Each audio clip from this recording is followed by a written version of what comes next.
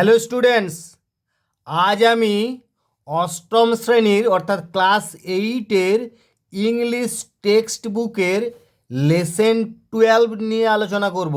12 নম্বর lesson, someone অর্থাৎ কেউ, মানে কেউ না কেউ। কবি হলেন ওয়াল্টার জন ডিলামেয়ার। Walter John ডিলামেয়ার। তাহলে সামওয়ান অর্থাৎ কেউ একজন, কবি হচ্ছেন ওয়াল্টার জন ডিলামেয়ার। একটু কবি পরিচিতিটা পড়ি। Walter John de la Mare was born on 25th April 1873 and died or passed away on 22nd June 1956. Was an English poet, short story writer and novelist. Walter John de la Mare, যাঁর জন্ম হয়েছিল 25শে এপ্রিল 1873 সালে এবং মারা গিয়েছিলেন 1956 সালের 22শে June.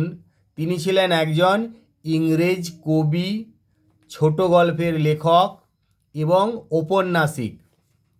He is probably best remembered for his works for children and for his poem The Listeners. তিনি সবচেয়ে সম্ভবত সবচেয়ে বেশি পরিচিত ছিলেন, বা সম্ভবত তাকে সবচেয়ে বেশি স্মরণ করা হয় শিশুদের জন্য, তার রচনার জন্য, শিশুদের জন্য যে রচনা সামগ্রী তার জন্য, এবং তার বিখ্যাত কবিতা দি লিসেনার্স এর জন্য। His career as a writer, একজন লেখক হিসাবে তার জীবনীটা শুরু হয়েছিল ফ্রম অ্যাবাউট 1895, প্রায় 1895 সাল থেকে। And he continued to publish to the end of his life, এবং তিনি তার শেষ জীবন পর্যন্ত তার রচনা সামগ্রীর প্রকাশনা চালিয়ে গিয়েছিলেন। ইন হিজ পোয়েমস, তাঁর কবিতার মধ্যে ডিলামেয়ার হ্যাজ ডেসক্রাইবড, কবি ডিলামেয়ার বর্ণনা করেছেন the English sea and coast, সেই ইংল্যান্ডের সমুদ্র এবং উপকূলকে, the secret and hidden world of nature, প্রকৃতির গোপন লোকানো জগৎটাকে। What are the things that make a forest interesting at night, তোমরা এটা আরামসে বলতে পারবে যে কী সমস্ত জিনিসগুলো যেগুলো রাত্রিতে বনকে আরও আকর্ষণীয় করে তোলে। না, বলতে পারো the whistling of crickets, the hooting of owls, and the lighting of বা the twinkling of glow worms make a forest interesting at night, এরকম বলতে পারো। অর্থাৎ জোনাকি পোকার মিটিমিটি আলো, কি ঝিঝি পোকার ডাক, পেঁচার ডাক, এইগুলো একটা রাত্রিকে আরও আকর্ষণীয় করে তোলে। Would you prefer staying alone in a forest at night or would you like to have your friends with you? Give reasons for your answer. তুমি কি একাকী রাত্রিতে বনে থাকতে পছন্দ করবে, না তোমার সঙ্গে তোমার বন্ধুদের দরকার আছে, বা তুমি তোমার বন্ধুদের সঙ্গে থাকতে পছন্দ করবে বনেতে? তো অবশ্যই তুমি তো বলবেই যে I would like to have my friends with me to stay in a forest at night, অর্থাৎ আমি পছন্দ করব আমার বন্ধুদেরকে সঙ্গে নিয়ে রাত্রিতে বনে থাকতে। এটা অবশ্যই সবাই বলবে। Give reasons for your answer, উত্তরের সাপেক্ষে যুক্তি দেখাও। না, অবশ্যই বলবে যে ইফ আই স্টে অ্যালন, যদি আমি একা থাকি, I must feel afraid of ghost, spirits and supernatural elements, এরকম বলতে পারো। অথবা এরকম বলবে যে if I stay alone in a forest at night I may feel afraid, I may face with many dangerous elements বা many things which are fearful, এরকম বলতে পারো। এবার দেখো কবিতাটা পড়ি। Someone came knocking at my wee small door, someone came knocking I am sure sure sure. অর্থাৎ মানেটা কি না কেউ একজন এসেছিল আমার এই ছোট্ট দরজায় কড়া নেড়ে গেল। এই উই মানে হচ্ছে ভেরি স্মল, খুব ছোট আর কি। তাহলে কেউ একজন এসেছিল নকিং মানে কড়া নাড়লো অ্যাট মাই উই স্মল ডোর, আমার এই ছোট্ট খুবই ছোট দরজাতে। সামওয়ান কেম নকিং, কেউ এসে দরজায় টোকা দিচ্ছিল বা দরজায় কড়া নাড়ছিল। আই অ্যাম শিওর শিওর, আমি নিশ্চিত কেউ এসেছিল। আই লিসেন্ড, আমি শুনলাম। আই ওপেন্ড, আমি খুলে দিলাম, অর্থাৎ আমি খুলে দিলাম দরজাটা। I looked to left and right, আমি বাঁদিক ডান দিক দেখলাম। But not there was a stirring, not মানে নাথিং, কিন্তু কোনো কিছুই নড়াচড়া দেখা গেল না। In the still dark night, সেই শান্ত অন্ধকার রাত্রিতে। Only the busy beetle tap tapping in the wall, কেবলমাত্র সেই ব্যস্ত গুবরে পোকা বা অনেকে কাঁচা পোকাও বলে, যাই হোক, তো ব্যস্ত গুবরে পোকা tap tapping in the wall, সে দেয়ালে তার সেই কটর কটর আওয়াজ করে যাচ্ছে। তারপরে only from the forest the screech owl's call, আর কেবলমাত্র বন থেকে শোনা যাচ্ছে কি না পেঁচার তীক্ষ্ণ ডাক, সেই পেঁচার তীক্ষ্ণ ডাক বন থেকে শুনতে পাওয়া যাচ্ছে। অনলি দি ক্রিকেট হুইসলিং, আর সেই ঝিঝি পোকার ডাক বা শীষ দেওয়ার মতো ডাক শুনতে পাওয়া যাচ্ছে। হোয়াইল দি ডিউ ড্রপস ফল, আর সেই সময়ে শিশির বিন্দু পড়ছে।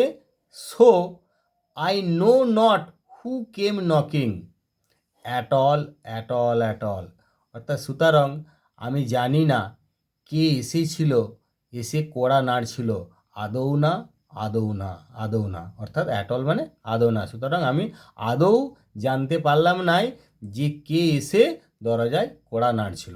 তাহলে তোমরা এই কবিতাটা এইভাবে, মানেগুলো আমি বললাম এইভাবে তোমরা পড়বে এবং ছোট কবিতা পড়তে পারবে। এরপরে দেখো এখানে যে ওয়ার্ড নোটগুলো আছে এগুলো মানে আমি বলে দিয়েছি, যেগুলো ওই রেড লেটার যে ওয়ার্ডগুলো আছে। ভেরি স্মল, উই মানে ভেরি স্মল, নট হচ্ছে নাথিং, স্টার্টিং মানে মুভমেন্ট। এরপরে আমরা অ্যাক্টিভিটিতে যাব। অ্যাক্টিভিটি 1, এটা তোমরা আরামসে দেখো করতে পারবে। কেন না এখানে প্রত্যেকটা লাইনেরই সব ছোট কবিতার লাইন থেকে এই শব্দগুলো রয়েছে, খুঁজে বার করে লিখতে পারো। টিক দি কারেক্ট অল্টারনেটিভ, সঠিক বিকল্প উত্তরটি তোমাকে টিক মার্ক দিতে হবে। তাহলে যেটিতে সঠিক সেটিতে টিক মার্ক দিলে বাকিগুলি কিন্তু কিছু করবে না। তাহলে দি ডোর ওয়াজ বিগ স্মল ওয়াইড, অবশ্যই দরজাটা খুব ছোটো, তাহলে স্মলে টিক মার্ক দিলে। দি পোয়েট লুকড, কোন দিকে তাকালো, backward and forward, up and down, to left and right, তাহলে টু লেফট অ্যান্ড রাইট তোমরা জানো বাঁ দিক ডান দিক। The busy beetle was tap tapping in the wall door window, তাহলে অবশ্যই tap tapping in the wall, তাহলে ওয়ালে হবে। তারপরে কি না দি ক্রিকেট ওয়াজ হুইজলিং, তোমরা জানো ক্রিকেট মানে ঝিঝি পোকাটা হুইজলিং। এবার দেখো came the following, complete the following sentences with information from the text, এই পাঠ্যাংশ থেকে তোমাদের তথ্য নিয়ে নিম্নলিখিত বাক্যগুলো সম্পূর্ণ করতে হবে। তো এখানে লাইন তুললে দেখতে পাবে যে শব্দগুলো কোথায় আছে, সেই লাইনটা খুঁজে আগে বার করবে। তাহলে আমি দেখো এখানে পড়ি আগে। সামওয়ান কেম নকিং অ্যাট, তাহলে কোথায় কেউ এসে দরজায় টোকা মারছিল বা দরজায় কড়া নাড়ছিল, কে না কোথায় না the poet's wee small door, এখানে আছে দেখো যে someone came knocking at my wee small door, তাহলে মাই মানে দি পোয়েটস, তাহলে তুমি কি করলে না at the poet's wee small door, তাহলে এইভাবে এটা সাজিয়ে লিখলে যে someone came knocking at the poet's wee small door.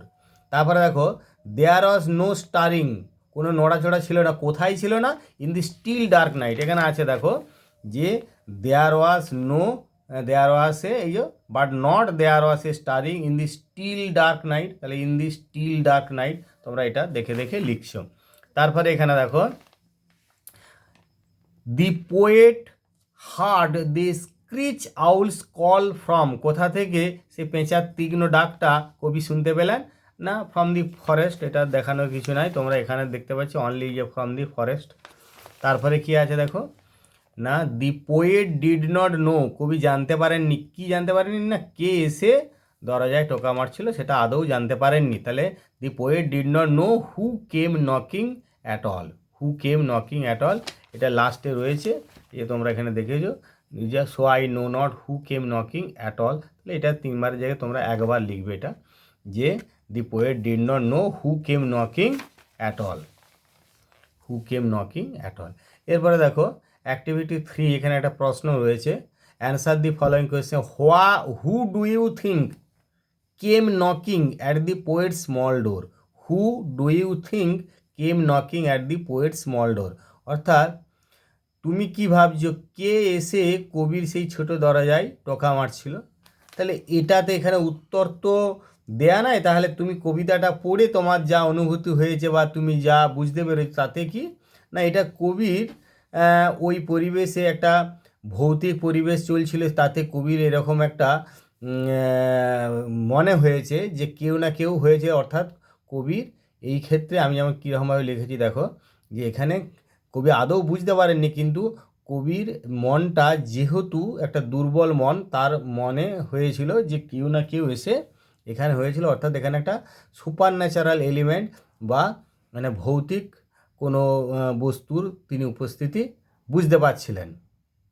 তাহলে এখানে কীরকম সেইভাবে লিখবো দেখো, according to the poet's description of the night, অর্থাৎ রাত্রির কবির যে রাত্রির বর্ণনা সেই অনুসারে ইট ওয়াজ ক্লিয়ার, এটা স্পষ্ট ছিল দ্যাট যে অ্যান ইরি অ্যাটমসফিয়ার প্রিভেলড দেয়ার, একটা ভৌতিক পরিমণ্ডল বিরাজ করছিল সেখানে, প্রিভেলড দেয়ার।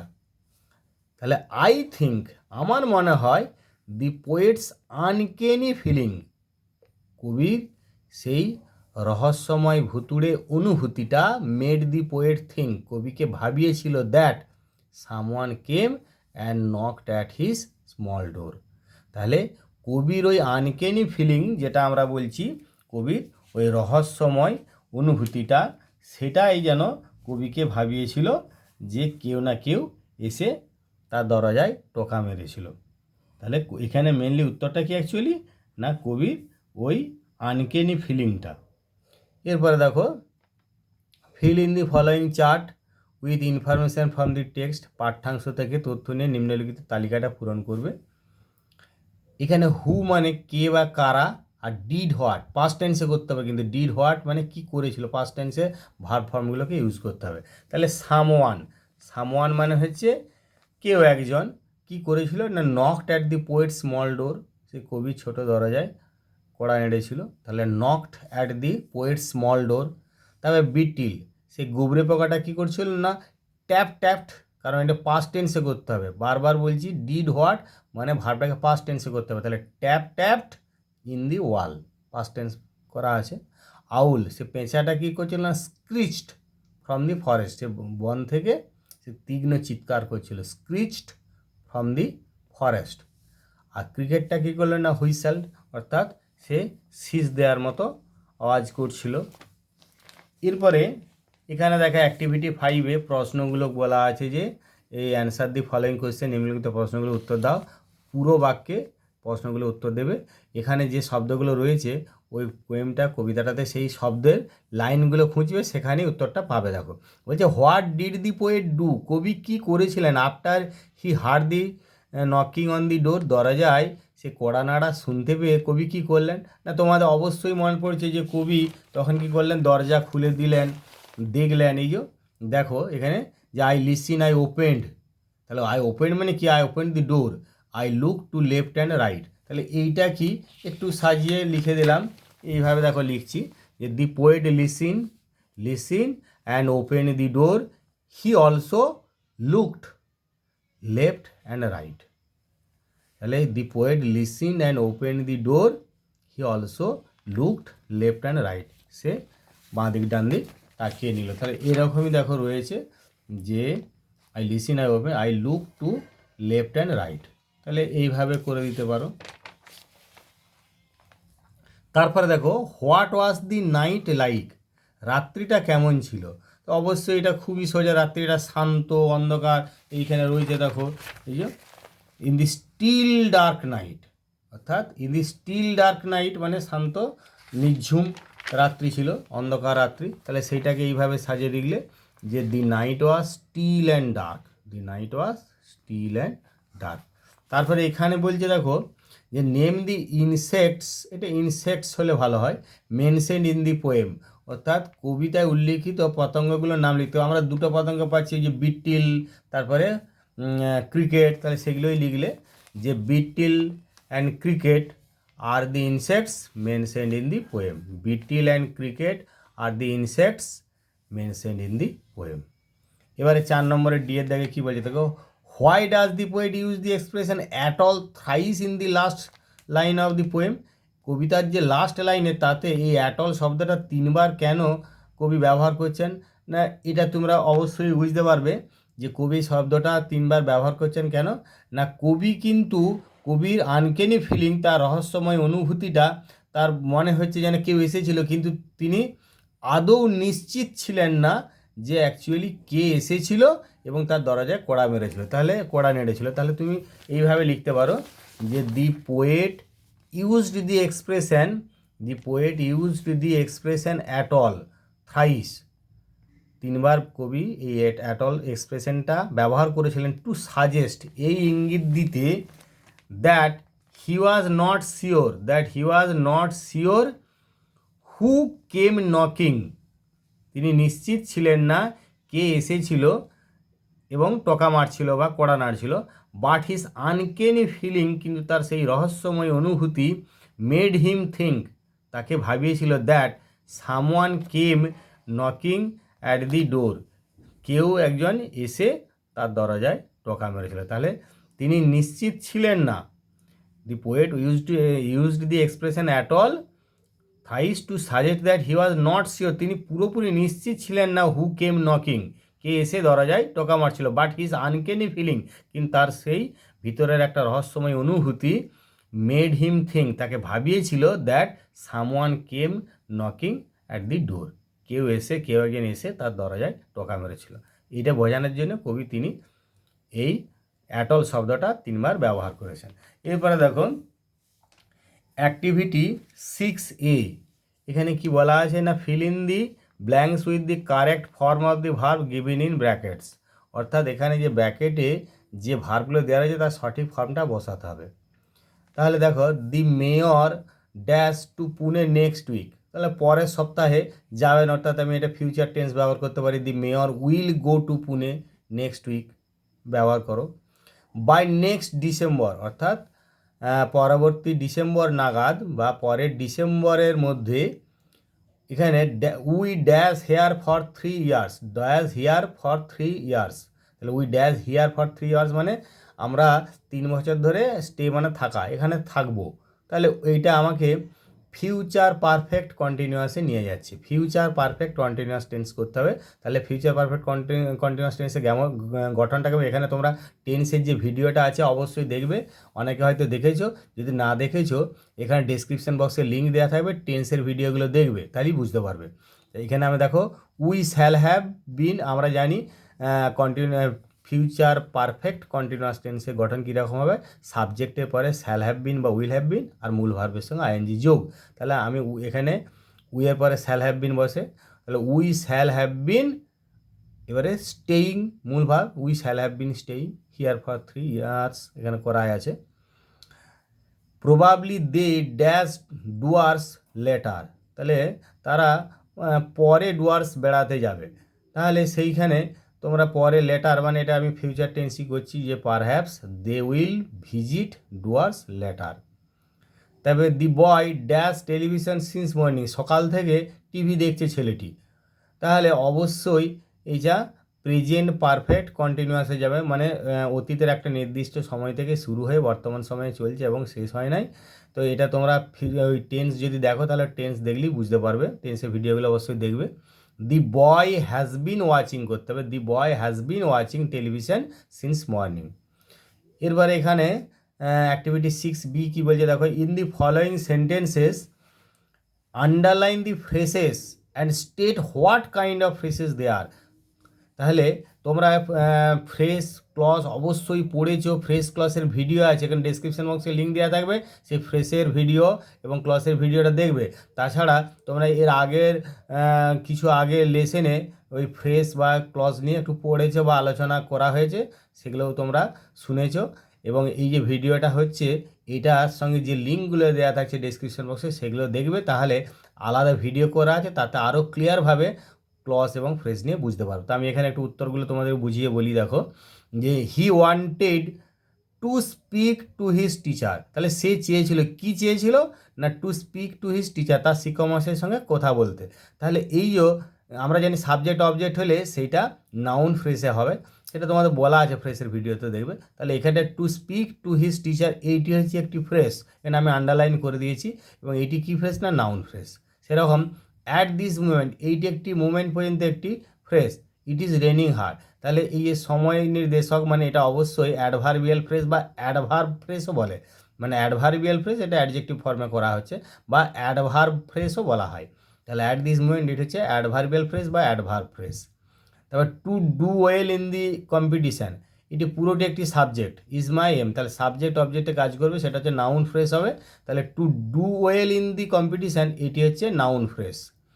তারপর they live in a house, তারা একটা বাড়িতে থাকে, কেমন বাড়ি না মেড অফ উড, অর্থাৎ একটা গুণাবলী প্রকাশ করছে, মানে এটা অবশ্যই অ্যাডজেক্টিভ ফ্রেজ হবে। মেড অফ উড এই অংশটা হচ্ছে ফ্রেজ, এটা হচ্ছে adjective phrase.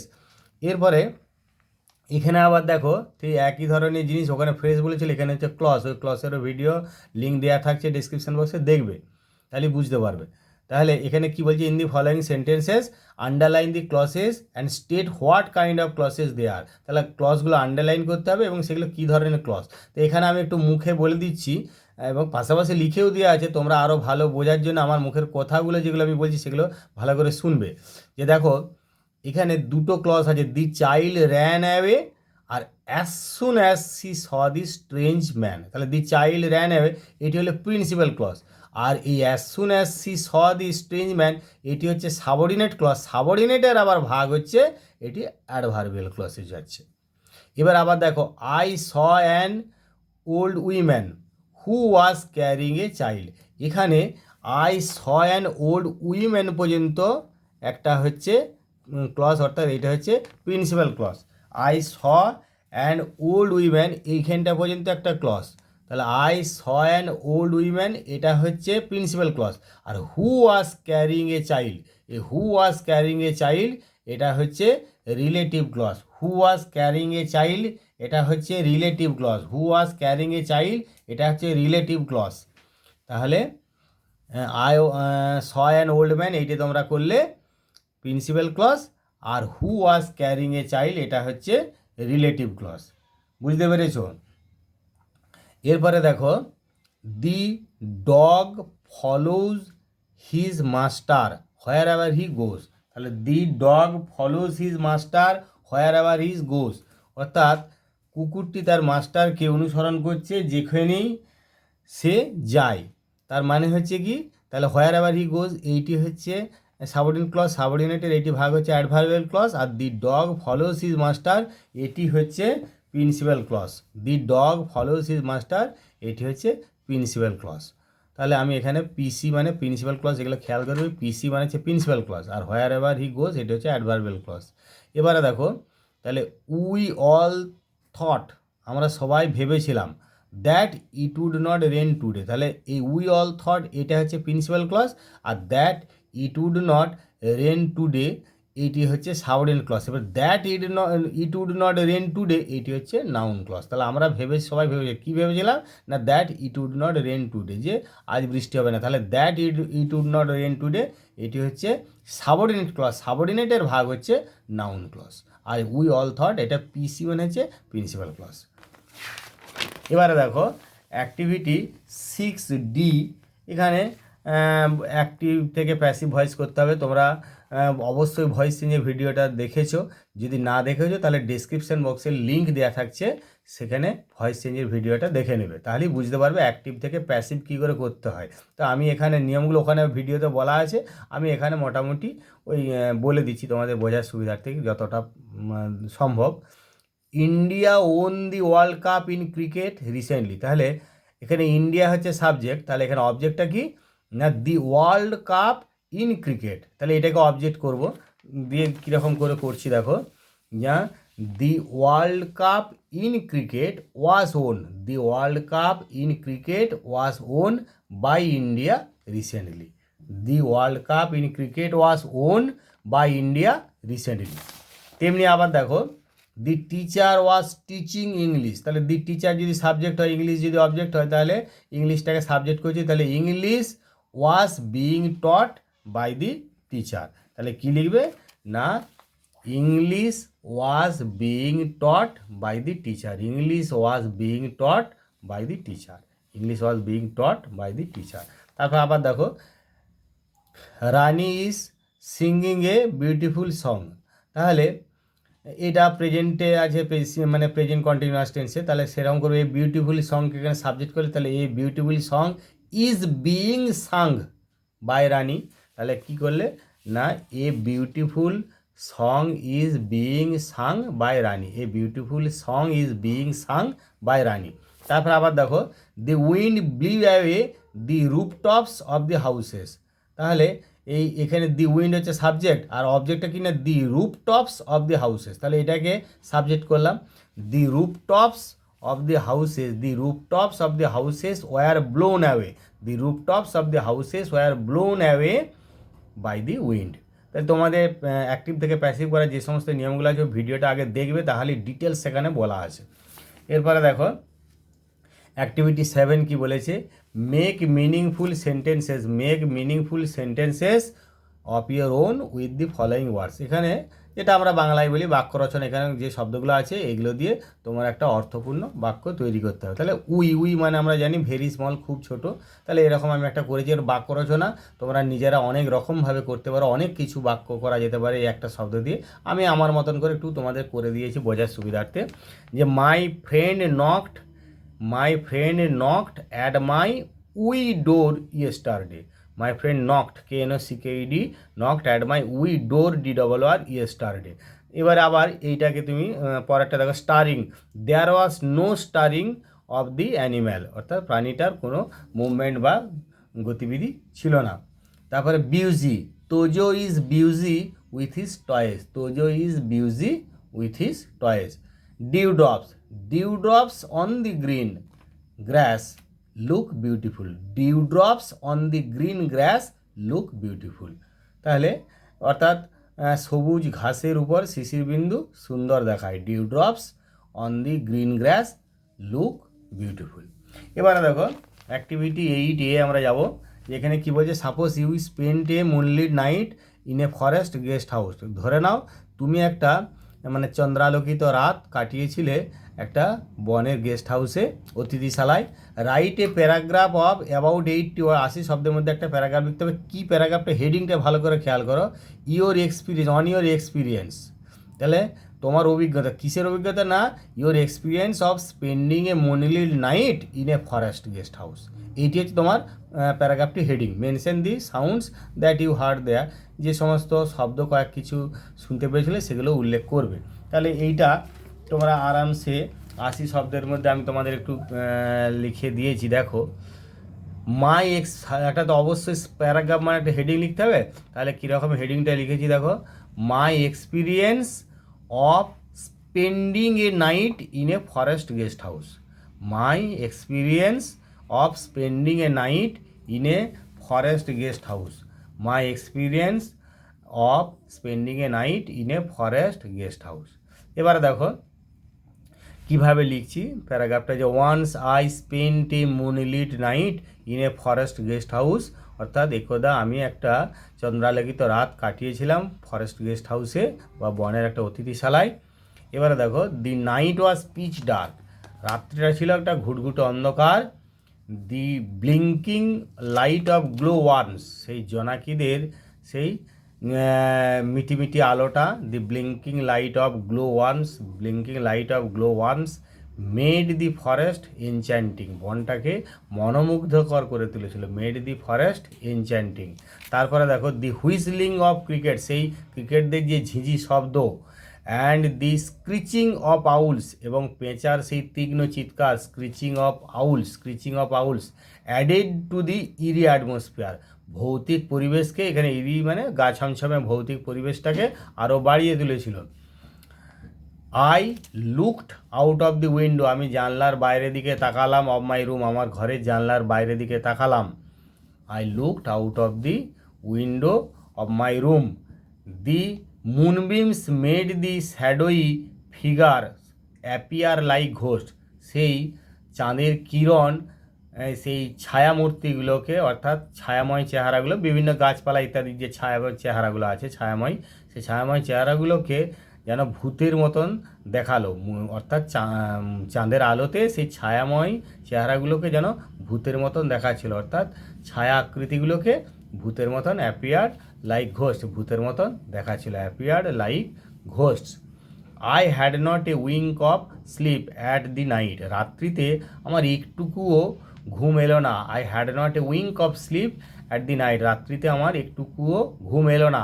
The whole guest house dipped into a deep slumber, পুরো ওই অতিথিশালাটা যেন গভীর ঘুমে নিমগ্ন হলো, গভীর ঘুমে নিমগ্ন হলো। ডিপড মানে কি ডুবে গেল আর কি, গভীর ঘুমে ডুবে গেল বা নিমগ্ন হলো। অনলি আই স্টেড অ্যাওয়েক, কেউ শুধুমাত্র আমি জেগেছিলাম। Only I stayed awake. I felt the presence of ghosts and spirits outside, আমি এই ভূতপ্রেতের বাইরে ভূতপ্রেতের উপস্থিতিটা অনুভব করতে পারলাম, বাইরে ভূতপ্রেতের উপস্থিতি অনুভব করতে পারলাম। I was in a mysterious world, মনে হলো যেন আমি একটা রহস্যময় জগতে রয়েছি। I was in a mysterious world, আমি একটা রহস্যময় জগতে রয়েছি। ইনডিড, বাস্তবিকই, I spend the night sleeplessly, বাস্তবিকই আমি রাত্রিটা কাটিয়েছিলাম স্লিপলেসলি, অর্থাৎ নিদ্রাহীনভাবে, না ঘুমিয়ে আমি রাত্রিটা কাটিয়েছিলাম। আই স্পেন্ড দি নাইট স্লিপলেসলি, নিদ্রাহীনভাবে কাটিয়েছিলাম।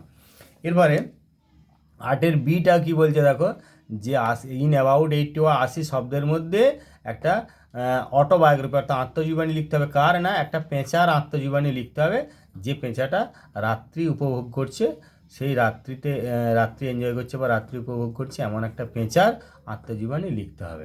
তো পেঁচার আত্মজীবনী মানে এটাও 80 শব্দের মতো, আমি দেখো 80 শব্দের মধ্যে লিখেছি একবারে। তাহলে তোমার একটা উপরে হেডিংটা অবশ্যই দেবে, এটাও তো প্যারাগ্রাফ। তাহলে an autobiography of an owl, an autobiography of an owl. আর হেডিং লেখার স্টাইল আমি বলে দিয়েছি, যে আর্টিকেল, প্রিপোজিশন, কনজাংশন মাঝখানে থাকলে সেই শব্দগুলোর সবই স্মল লেটার, বাকি সব শব্দের প্রথম অক্ষর ক্যাপিটাল লেটার দেবে। আর প্রথমে আর্টিকেল, প্রিপোজিশন, কনজাংশন যাই থাকুক তার কিন্তু প্রথম অক্ষরটা ক্যাপিটাল লেটার হবে।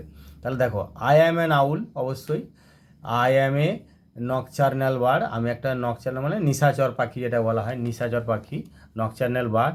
I can't bear daylight at all, I can't bear daylight at all, অর্থাৎ আই কান্ট বিয়ার, আমি সহ্য করতে পারি না, ডে লাইট, দিনের আলো, অ্যাট অল, আদৌ সহ্য করতে পারি না। I like to live in a deep dark forest, আমি পছন্দ করি খুব গভীর অন্ধকার বনে থাকতে।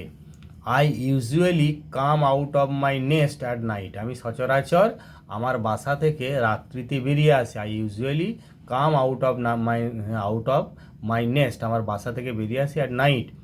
I can see everything in darkness, আমি অন্ধকারে সব কিছুই দেখতে পাই। I can see everything in darkness, আমি অন্ধকারে সব কিছু দেখতে পাই। I hunt for food at night, আমি রাত্রিতে খাবারে, I hunt for food only at night, আমি কেবলমাত্র রাত্রিতেই খাবারের খোঁজে বেরোই বা শিকার করি। আই হান্ট ফর ফুড, আমি খাবারের জন্য শিকার করি কেবলমাত্র অনলি অ্যাট নাইট, কেবলমাত্র রাত্রিতে। The clear sky studded, the clear sky studded with stars, the clear sky studded with stars.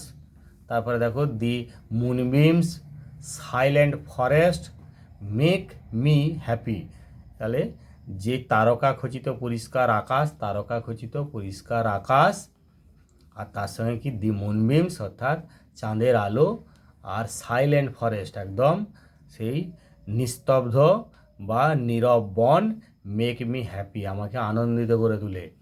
My hooting sometimes make a night মোর ইরি অ্যান্ড এনচ্যান্টিং, আমার এই যে ডাক, সেটা কখনো কখনো একটা রাত্রিকে আরও ভুতুড়ে এবং মোহময় বা মনোমুগ্ধকর করে তোলে।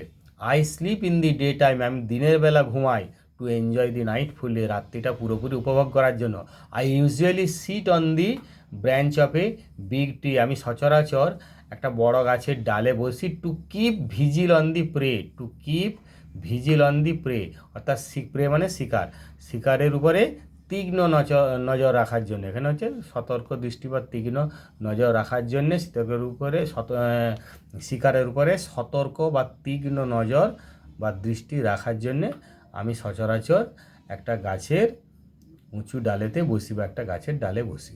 তো যাই হোক, তোমাদের এই প্যারাগ্রাফগুলো করে দিলাম বা তোমরা বুঝতে পারলে আশা করা যায়। তাহলে এই লেসনটা পুরোটাই তোমাদেরকে সমস্ত প্রশ্নের উত্তর করে দিলাম অ্যাক্টিভিটিগুলো সহ। আশা করা যায় সবই বুঝতে পেরেছে, এবং ডেসক্রিপশন বক্সে যে লিঙ্কগুলো দেওয়া আছে সেই অনুযায়ী ওই ভিডিওগুলো দেখবে, তাহলে আরও ক্লিয়ার বুঝতে পারবে। অসুবিধা থাকার কথা না, অসুবিধা থাকলে কমেন্ট করে জানাবে। যাই হোক, তোমরা যে ধৈর্য সহকারে এতক্ষণ ভিডিওটা দেখলে শেষ পর্যন্ত, তার জন্য তোমাদের অসংখ্য ধন্যবাদ।